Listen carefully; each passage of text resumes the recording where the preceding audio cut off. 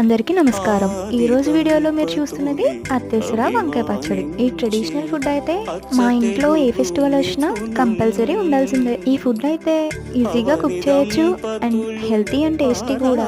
ఈ ప్రాసెస్ ఎలానో మీరు చూసేయండి. రెగ్యులర్గా కుక్ చేసుకున్న రైస్లోనే పెసరపప్పు కూడా యాడ్ చేసుకుని కుక్ చేసుకోవాలి. ఇక్కడ మేము కుక్కర్కి విజిల్ పెట్టకుండా గ్లాస్ పెడుతున్నాం. ఆవిరి రావడం అబ్జర్వ్ చేశాక ఫ్లేమ్ లో పెట్టుకుని ఇలా గ్లాస్ పెట్టేయడమే. ఇలా గ్లాస్ పెట్టిన తర్వాత ఎగ్జాక్ట్గా 15 మినిట్స్ పాటు చేసి స్టవ్ ఆఫ్ చేసేసుకోవడమే. అంతేనండి, అత్తేసర రైస్ రెడీ అయిపోయినట్టే. ఇక వంకాయ పచ్చడి సంగతికి వస్తే ఇలా పెద్ద సైజు వంకాయలను తీసుకుని బాగా కాల్చుకుని పొట్టు తీసి పెట్టుకోవాలి. వీటితో పాటు మిరపకాయలు కూడా బాగా కాల్చుకుని సాల్ట్ వేసుకుని ఇవి రెండు బాగా కలుపుకుంటే వంకాయ పచ్చడి రెడీ అయిపోతుంది. ఇలా ఈ అత్తేసర వంకాయ పచ్చడిని నెయ్యి వేసుకుని బెల్లం ముక్క పెట్టుకుని తింటే ఆ టేస్టే వేరు. మరి అయితే దీన్ని మీరు కూడా ట్రై చేసి మన కల్చర్స్తో పాటు మన ట్రెడిషనల్ ఫుడ్ని కూడా నెక్స్ట్ జనరేషన్కి పాస్ చేసేద్దాం పదండి. Thank you.